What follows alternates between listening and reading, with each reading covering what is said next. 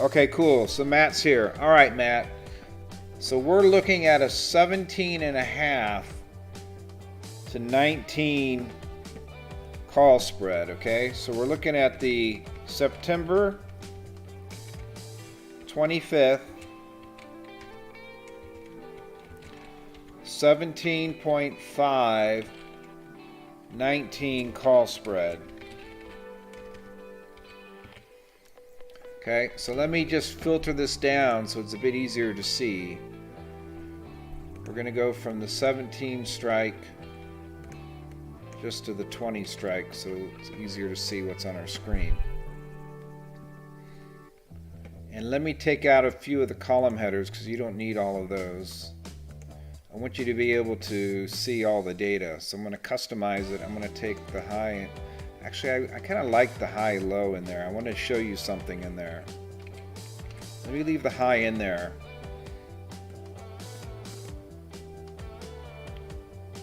I'll take the implied volatility out since we don't need it. Okay, so now it's pretty clear to see, right?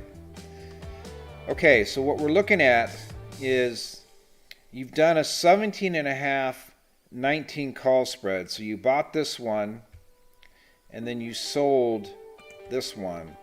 And right now it's showing you a debit of $1.35 if you wanted to buy the spread today. So you're making money in there. You paid 50 cents for it. So now you want to know how to get out of it. So here's the thing is you can see how wide the spreads are in there, right, Matt? And this is what you're going to have to deal with once you get deep in the money. Okay, but you need to understand what's happening with your position, and maybe it would be easier if I showed you under the Analyze tab. So if we bought the 17.5 and then we sold the 19, let's look at the risk profile.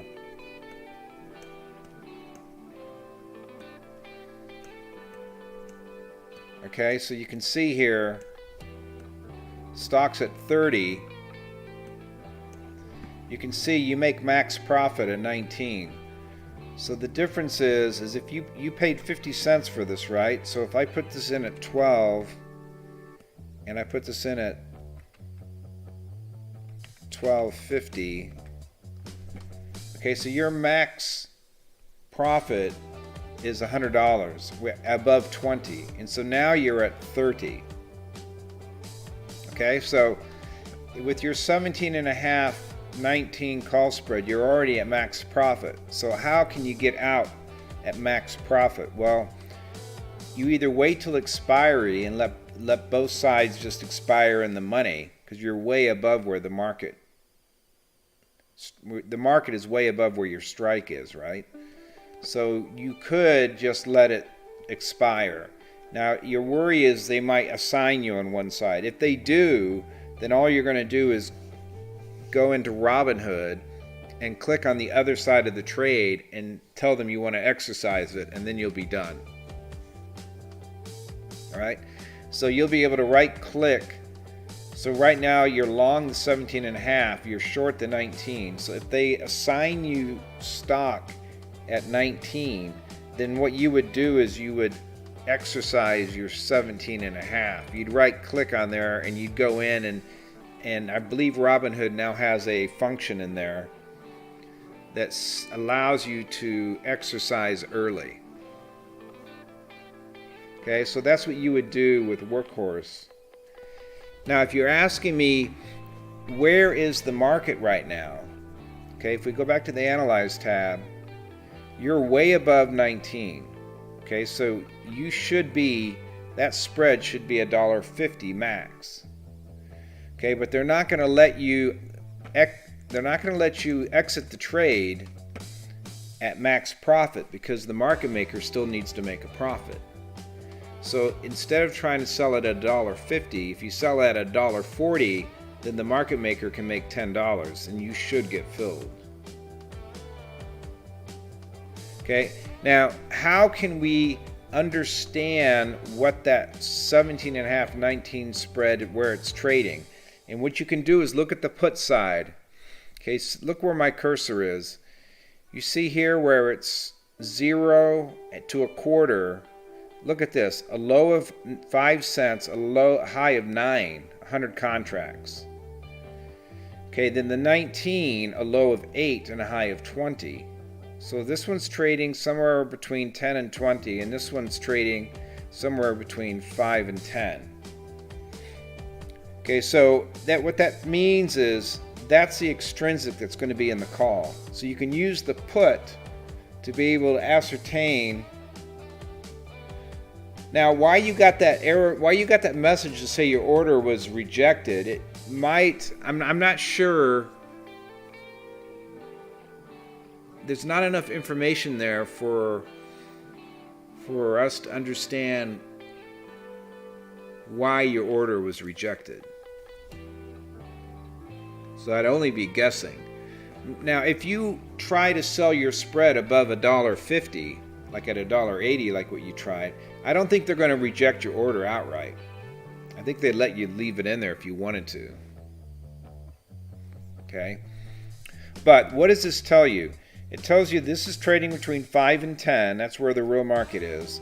And this one's trading between 10 and 20. It's offered at 15. So this one's probably trading around 10, and this one's probably trading around 5 to 10. Correct. Okay, so Robinhood may reject your order if you're too far away from where the current market is. A lot of brokers reserve the right to reject any orders that they feel are just so far away that you're wasting bandwidth. So they may have rejected it if you put it at $1.80 because you were so far away where the market was, and the market would never trade at $1.80. So the way to think about it is right now the 17.5 is trading around 10, 5 to 10, and the 19 is trading around 10 to 15. So you probably have to let the guy make $10. So if you go in and try to close your position at $1.40, you should be able to get filled. Right? So those are your two options. Well, so Matt's asking, I thought my max profit is $1.50. Well, if you look at the Analyze tab, if you paid $50 for it, your profit's going to be $100, not $150. The spread is a maximum of $1.50. Does that make sense? Okay. Right. So if you decide you want to get out of this trade, then you're going to have to basically give the market maker $10. Now, if you don't want to give him $10, then what you could do, no, the spread's not your profit. The spread is the price of the spread. Your profit, you have to take into consideration whatever your cost is. Right? So in this analysis here, I've included the cost of your spread. So that's your profit is 100. Always got to deduct your cost of the spread to come up with what your max profit is. So just to recap, if you come in here and look at the puts will tell you how much extrinsic is in here. 17.5 to 19, you have to understand where the market extrinsic is at. And you look at the puts to find that, right? Here it's 1230 to 1310. Look at this. Low of 1010, high of 1275. So that's a huge difference. Right? That's $2.65 spread difference. Whereas here it traded between 5 and 10 cents. So that's your extrinsic. It's about 5 or 10 cents. And why do you look at that is because when you think about the spread, you think about the extrinsic that's still left in the contract. So there's still a bid at a nickel in the 19s, and it looks like the low on the 17.5 was 5. So this is somewhere around 5 to 10, and the 19 somewhere around 10 to 15. So you're looking at around 10 to 15 cents extrinsic. So that is the amount, the extrinsic that you would deduct from the spread to be able to get the market maker to take your trade. Never look at the mid-market. Look at this mid-price. This when the market's real wide. So why would someone buy this from you?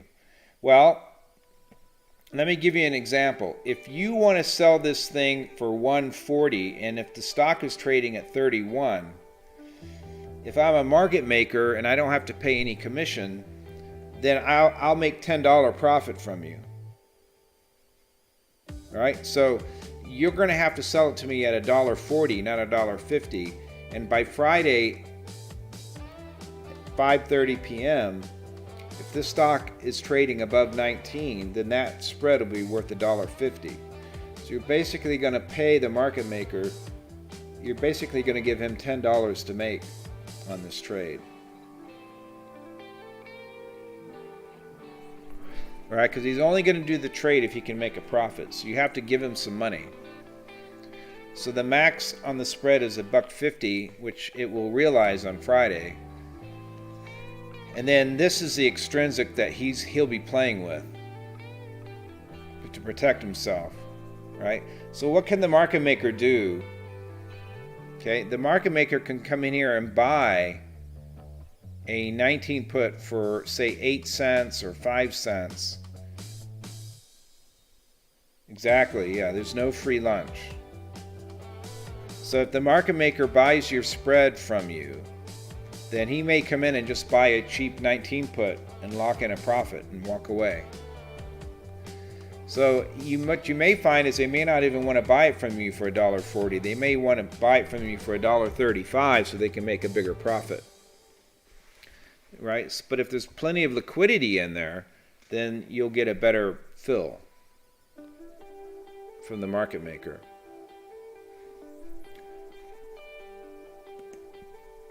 This stock has really done well, yeah?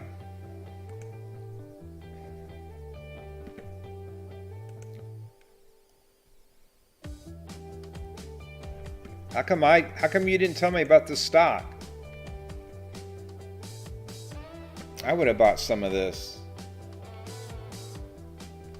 Yeah, that's a huge move up. Now, do you see what with the spread you did? Can you see that? Oh, hey Mark. Yeah, well, am I still following tankers? Yeah, I haven't done a video lately because it's not been very exciting, right? I know I need to do one on tankers, but I just haven't had the enthusiasm to do it. If we look at shipping,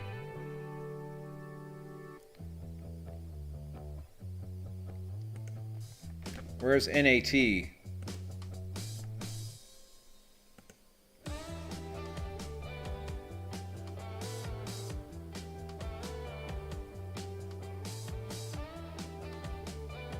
Oh, Workhorse is counting on. Oh, okay, so they won that bid, right, from the Postal Service? Yeah. Euronav has done well, though. We went all the way back down to 8.5. Let's see. If we look at NAT, oh, Scorpio is the one where they were buying back shares in there again. And then we have DHT.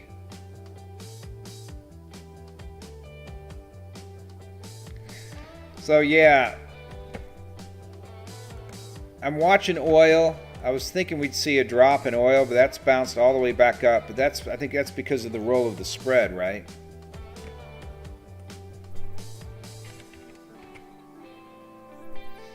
Yeah, the energy stocks are starting to roll over. I'm looking for those to trade a lot lower from where they are now. But yeah, if we look at Workhorse, let's look at the volume in there. 120,000 calls, 55,000 puts.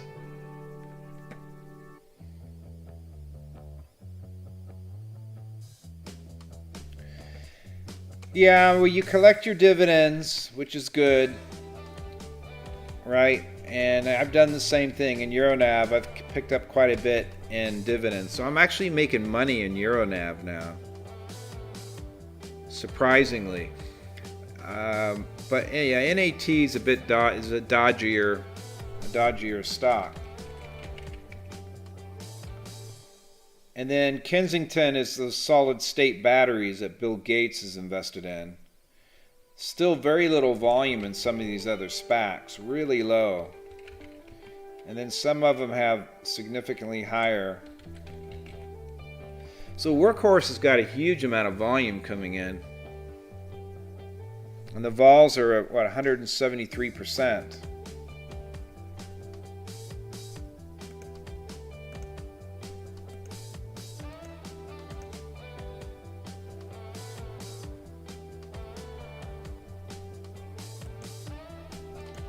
We need to add in implied vol in here. So you can add these, you can search for like implied volatility and add it to your quote list, and then you can see what the IV is. So the IV is really high in Workhorse.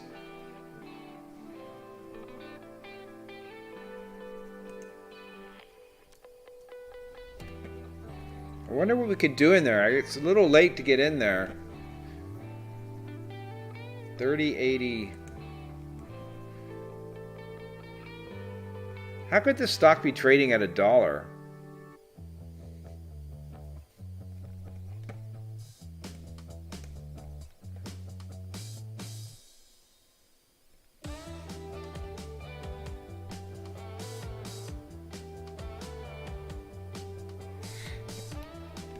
They think it's going to run to 40? Let's see.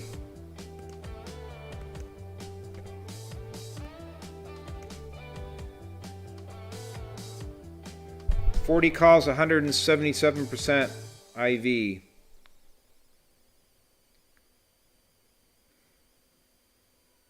That's not that expensive.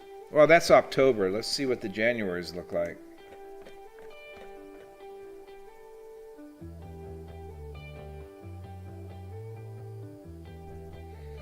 $150%.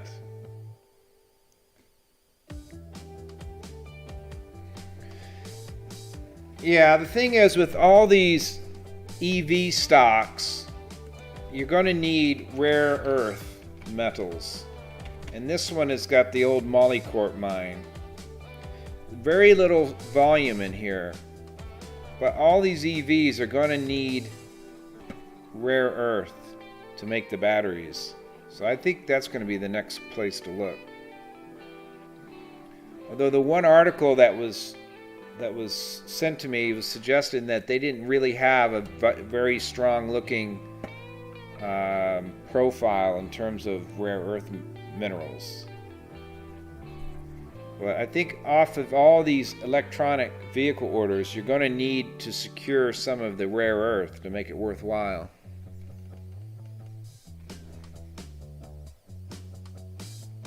Exactly. Yeah, Matt's saying we'll find out on battery day.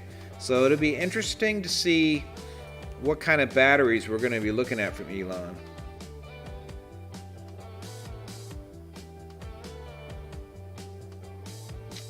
Okay, LJ Brandt is saying really it's the UPS order that's breathed new life into this company. Because I thought, I didn't realize that Workhorse was, for some reason I was thinking that was another SPAC, but clearly not if it was $1.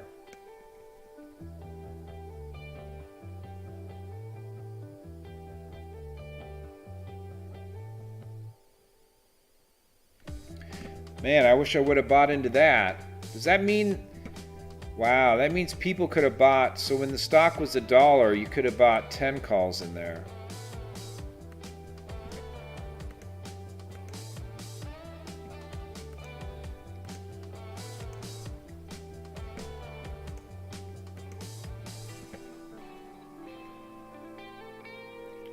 Right, so these calls traded down. These calls traded down to their first day of trading. They did 16,000 contracts back in June. First day, 16,000 contracts traded between $1 53 and $3 and closed at 240 on the first day. And then the next day it hit 12. Wow. That was back in June. I think I looked at it back then. Nikola is definitely a scam. Mark's asking if I think Nikola is a scam. They're definitely a scam.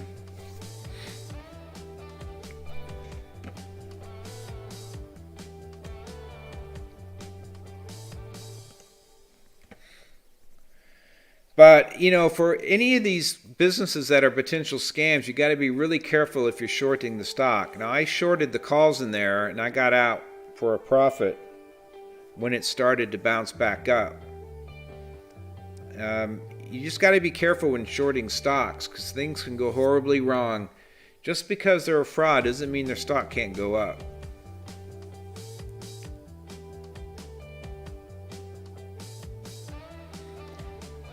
Look, anytime the founder is happy to bail out, take $70 million on the IPO and step aside to let someone else come in and run it, you got to be very suspicious. I mean, there's already so many frauds out there, right? So you have to be suspicious. You have to almost think that, you know, all companies are fudging their numbers in some way. All right, so Matt's asking if I could talk a little bit about the role on Rocket. The role or why I'm in it?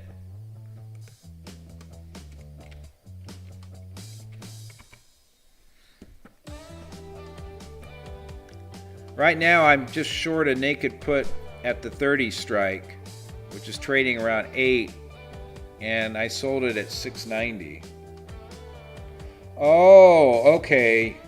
Roll the option. Okay, sure, yeah, let's talk about that, because I was just doing that for myself a little while ago.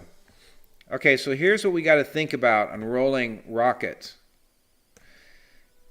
Okay, look at the 30 put. It's trading at 8. We come across to the call. It's a quarter bid offered at 30. So that's all the extrinsic that we get now.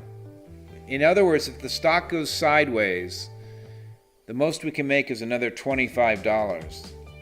Okay, so now what am I thinking about? They just started the November contract. So I'm looking at the November and I'm going, okay, I can only make a quarter in the next 30 days. If I go out to November, I can collect more premium. But which price am I going to go to? Because remember, ultimately, it doesn't, whatever strategy you're doing, you ultimately need to make money in what you're doing. So depending on what your cost basis is, mine's 690. Okay, so if I buy this back, I'll lose $100. I'll be down 100. Now, when I come in down here in November, I'm looking to see the closer I get to at the money, the more extrinsic I'm going to get. Right? So now you got to try to pick a spot where you're looking at the calls when you sell your put, because you want to see where you can get the most extrinsic in the dark area. Now the lighter color area is in the money, so we don't look at in the money on the call side. So basically, if we sell the 23 put for 350, we're basically going to end up with about 250 in extrinsic.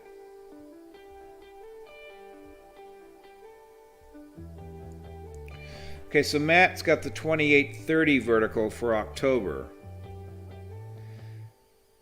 Right. I mean, in there, okay, when we look at the 2830, you're looking at around $1.25 versus $1. So that one still has 25 cents in it.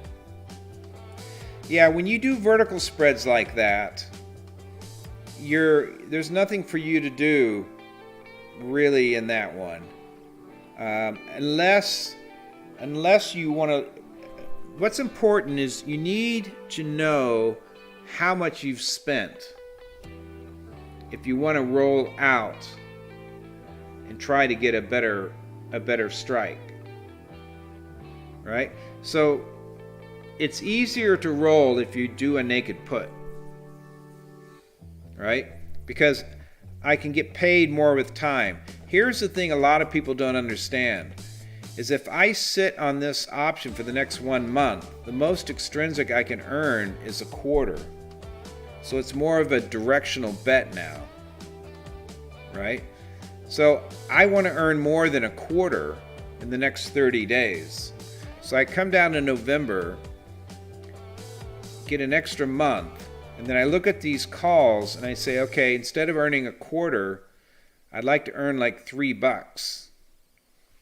So the way to earn $3 in here, I want to earn at least $2, $2.50. $2.50 would be good. So basically what I should do is buy back my October, because there's only 25-30 cents in extrinsic. And then by right, I should go in and probably sell either a 24 or a 25. Now, if I could sell this 25 put for $5 in November, I might do that. Or if I could do the 26. Now I'm looking here, look at the extrinsic on the call side. It looks like 26 is still some meat on the bone. So if the stock were to drop, if I could sell the 26s for 6, that means my break even would be down at 20. Right now my break even's at 23.10. So I could bring my break even down $3. How did I not get assigned? Well, this is an October contract, right? So what's my risk of assignment? It's if the calls are trading for less than a nickel.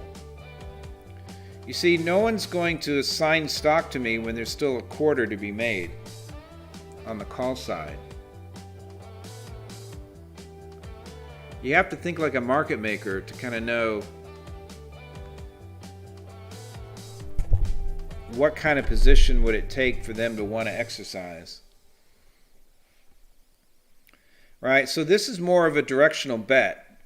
And if I buy back at 8, my break even's 22, I'd be losing $100. So I got to make sure I make enough in here. So what I'll probably do is when I roll that October to November, I'll probably sell one to start with, and then if the stock drops, I'll probably sell another one. So I'll probably double my size when I roll into November, but not all at once. What I'll do is I'll probably buy that one back, and I'll probably either go with the 26 or the 27.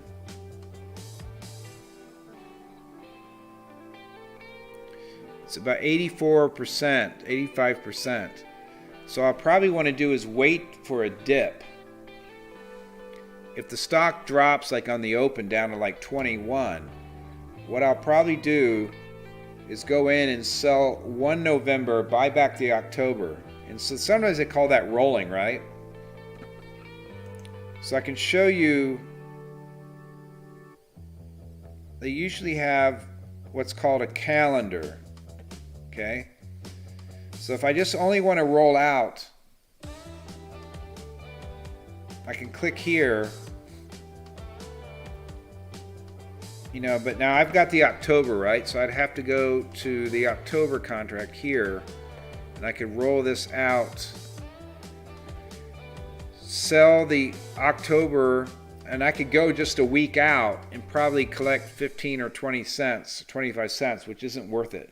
Right? It's not enough meat on the bone. But basically, you can use the calendar function to roll if that's what you like to do.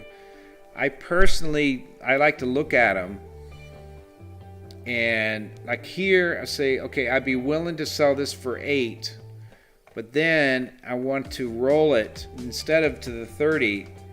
So here I can collect almost another $1 by rolling to November. but I'm only getting $1 in extrinsic. So if I can get above $2 in extrinsic, then that's an extra $2 I can earn while I'm waiting for the stock to move back up. And then we have earnings in December. So we know they're going to have really good earnings in December. And this contract will expire before earnings. So I'm sure we'll see the stock trading higher by then. So let's just say I wanted to roll into the November 26s, and let's just say I want to put an order in at 570. Okay, and then I hold my control button down. I come back here, and I want to buy this. I want to buy this back at say 8. So 570. Let's say $6, and then 8. So I'm buying this back for 8. Then basically it would be a difference of $2.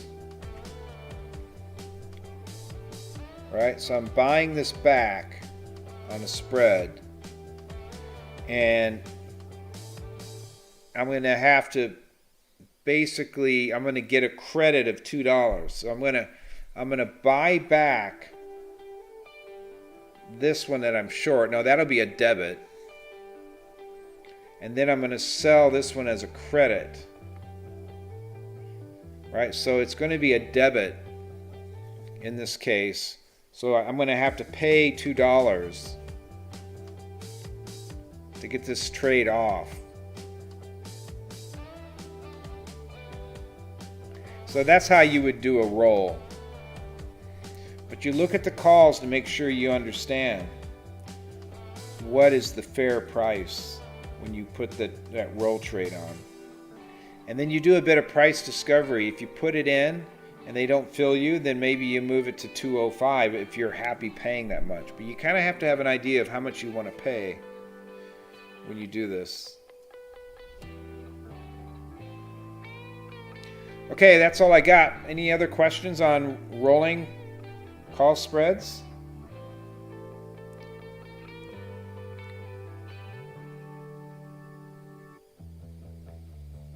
All right, guys, that's it from here. I just wanted to show that so that, I wanted to help out Matt trying to figure out what's happening with his call spread. And I thought we'd go ahead and just do something online. So I'm sure there's other people who have the same kind of question on how to do that. So, okay, guys, enjoy the rest of your weekend. Yeah, sure, Matt. If you want to go for a drink or a dinner next time you're in Indiana, sure, let me know. All right, guys, enjoy the rest of your weekend. Let's get ready for Monday. Bye.